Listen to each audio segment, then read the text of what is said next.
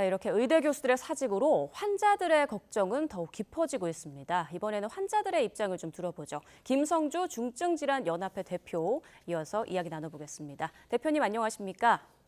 네, 안녕하세요. 네, 앞서 교수들의 입장을 좀 들어봤는데요. 의대 교수들의 사직, 환자들의 입장에서는 어떤 의미인가요? 전공의들의 사직과는 좀 많이 다르게 다가오나요? 네, 당연히 전혀 다른 문제입니다.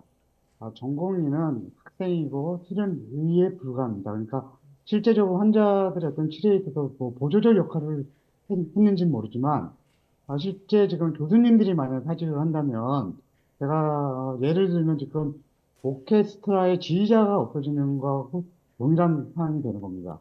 교수님들과의 환자의 관계는 전체적인 환자들의 특히 중증진자 환자들 입장에서는 전체적인 치료나 회복에 절대적으로 신임하고 신뢰할 수 있는 그 의사분들이 지금 나가시는 것이라 전공의 파악과는 전혀 다른 문제라고 생각합니다. 네, 오케스트라의 지휘자가 없어지는 그런 의미다라고 말씀해 주셨는데, 자, 그럼 의대 교수들의 사직으로 가장 우려되는 부분은 어떤 게 있을까요?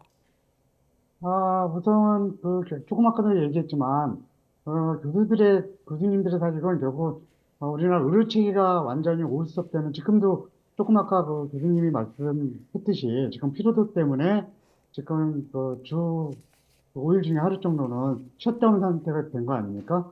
그러면 이 교수님들이 한꺼번에 다 나가시진 않겠지만 순차적으로 나가게 된다면 이제 주 5일 중에 하루가 아니라 5일 중에 이틀, 3일, 또 그 이상으로 된다면 대한민국 의료계는 완전히 저는 올스톱된다고 생각합니다. 그럼 대표님 주변에 실제로 뭐 수술이나 치료를 제때 못 받아서 이렇게 피해를 입는 사례들이 많습니까? 어떤가요? 실제로 지금 뭐 일부 병원에서는 지금 교수님들이 뭐 사직에 대한 안내문도 붙이고 또 어떤 환자분들한테는 다음 주가 되면 아마 자신을 못 볼 수도 있다. 이런 것도 구두로 일단 이야기를 하고 있는 걸로 알고 있습니다. 또 이미 전공의 사직 때문에 벌써 2달 전부터 수술을 못 받으신 분이 아직도 지금 수술을 못 받고 저희한테 전화를 해서 이거 어디 가도 우리가 집회라도 하나 해야 되는 거 아니냐. 이렇게 하고 강하게 항의를 하고 계시는 분들도 상당히 계십니다.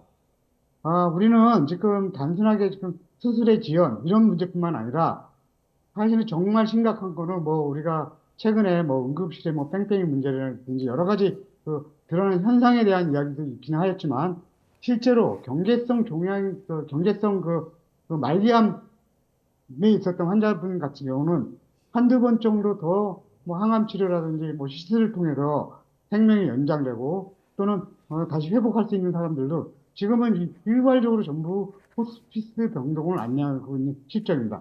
이렇게 눈에 보이지 않는 피해는 진짜 눈덩이처럼 커져 있어서 이걸 가늠할 수 없을 정도라고 저는 알고 있습니다. 네, 중증 질환자들에겐 정말 치료 한 번이 정말 중요한 그런 기회일 텐데, 자, 그렇다면 지금 대표님께서 파악하고 계신 전체적인 피해 규모는 어느 정도나 될 걸로 보십니까?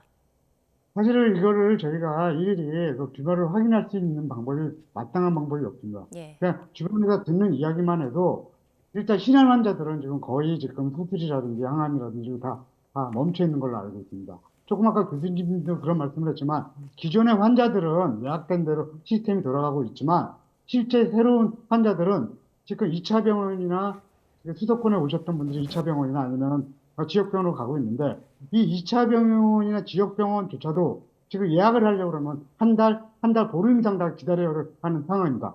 다시 이분들이 더 이상 치료가 진행이 안 되니까 또 다시 또 역전돼서 또 3차 병원을 또 여러 군데를 지금 알아보고 또 문의를 하고 이런 실정입니다. 네.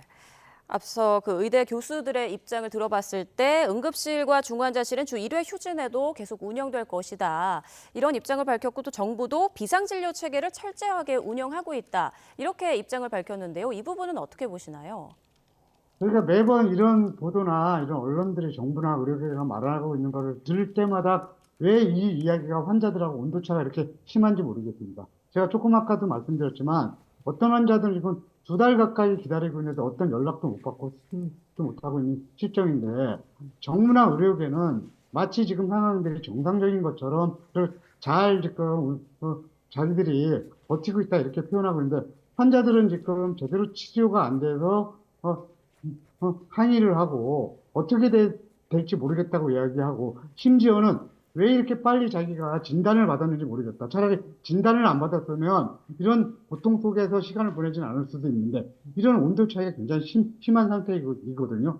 지금 그 기존에도 응급실하고 중환자실은 잘 되고 있다고 이야기하는 거는 신한 환자들이 지금 2차 병원이나 지역병원, 심지어는 집에서 대기하고 있기 때문에 지금 그런 온도차를 못 느끼는 거지. 진짜 환자들 입장에서는 지금 이 상황들이 하루하루가 정말 피가 마르는 그런 시간들을 보내고 있는 겁니다. 네, 그러니까 이렇게 언론에 보도되는 정부 의료계의 입장과 현장에서 느끼는 그 체감 온도가 무척 다르다 이런 말씀이신데 그럼 당장 환자들의 피해를 줄이기 위해서 어떤 부분이 좀 빨리 개선돼야 된다고 보시나요?